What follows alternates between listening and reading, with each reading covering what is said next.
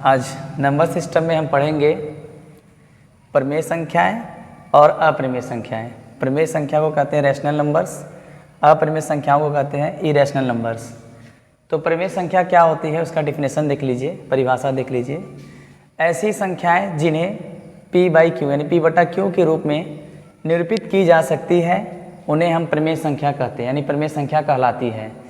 p/q के रूप में निरूपित की जा सकती है मतलब कि p/q के रूप में लिख सके, लेकिन इसमें एक रीज़न होता है q जो है ज़ीरो ना हो।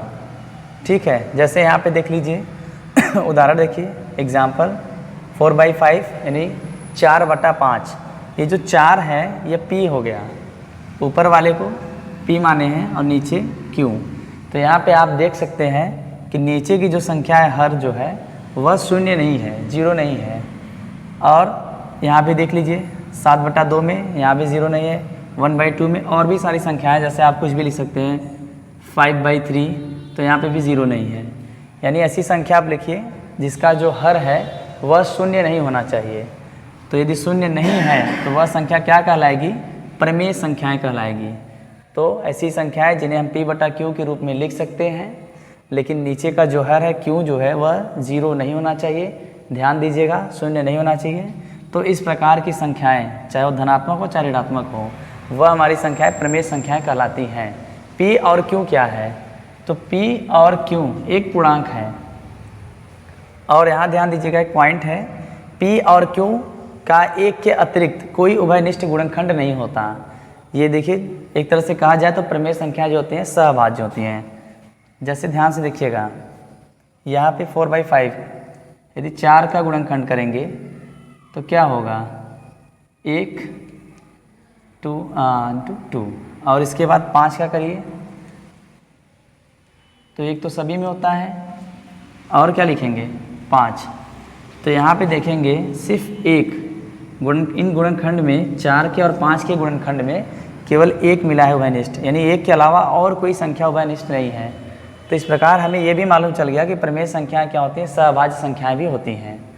आप कोई भी देख लीजिए और मान लीजिए आपने लिख लिया 5/10 यानी 5/10। तो इसको करेंगे 5 एकम 5, 5 दूनी 10, 1/2 आ गया। 1 का 1 होता है गुणनखंड और 2 का 1 गुणे 2। तो इसमें भी सिर्फ क्या मिलेंगे? 1 मिलेंगे उभयनिष्ठ। 1 के अलावा कोई उभयनिष्ठ संख्या मिलेगी नहीं इनके गुणनखंडों में।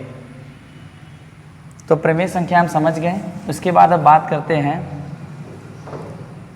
अप्रमेय संख्याएं को।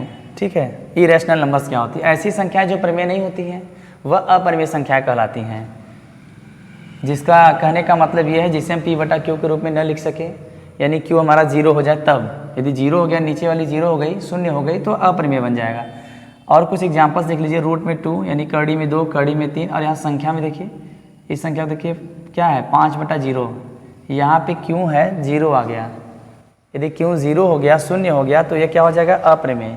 यदि शून्य नहीं होगा तो प्रमेय। ध्यान दीजिएगा 10/0 यहाँ पे भी जीरो आ गया, तो इसे हम p/q के रूप में नहीं लिख सकते क्योंकि q जो है यहाँ पे नीचे जीरो हो गया है। तो यह अप्रमेय संख्याएं कहलाएंगी। कुछ और देख लीजिए, रूट के बारे में बात करते हैं। कड़ी में ये कड़ी से बाहर नहीं निकलेंगे, यदि इसे निकालेंगे तो ये पॉइंट्स में आएंगे, बहुत सारे आ जाएंगे अनंत में, इसलिए क्या होते हैं? अप्रमेय। अब देखिए कुछ संख्या लिखते हैं, जैसे कि मैं कहूँ कड़ी में 2, कड़ी में 3, कड़ी में 4, कड़ी में 6, कड़ी में 9 इत्यादि। देखिए संख्या में, इसमें हमें यदि ये कड़ी वाला भी देख लीजिए, प्रमेय अप्रमेय को छांटना हो तो कैसे करेंगे? ये रूट से बाहर नहीं निकलता तो ये क्या हो जाएगा? जो रूट से बाहर नहीं निकला तो अप्रमेय। अप्रमेय ये भी रूट से बाहर नहीं निकलेगा कड़ी से, तो अप्रमेय। ये देखिए 4 जो है रूट से बाहर निकल जाएगा, इसको हम क्या लिख सकते हैं? 2 गुणे 2 जोड़ा बन गया, पेयर बन गया, तो ये कड़ी से बाहर निकल जाएगा, तो इसलिए क्या हो जाएगा? परिमेय। 6 जो है ये भी कड़ी से पूरा नहीं निकलेगा। देखिए 6 को क्या लिख सकते हैं? 2 गुणे 3, इसमें भी कोई जोड़ा नहीं बना, ये भी कड़ी से बाहर नहीं निकलेगा, तो ये अप्रमेय। 9 को देखिए, 9 क्या है? इसको क्या लिख सकते हैं? 3 गुणे 3, तो यहाँ जोड़ा बन गया बाहर। यानी कहने का मतलब कड़ी से बाहर जो आ जाता है पूर्ण रूप से, तो उसे हम कहेंगे परिमेय, और कड़ी से बाहर जो नहीं आया पूर्ण रूप से वो क्या हो जाएगा?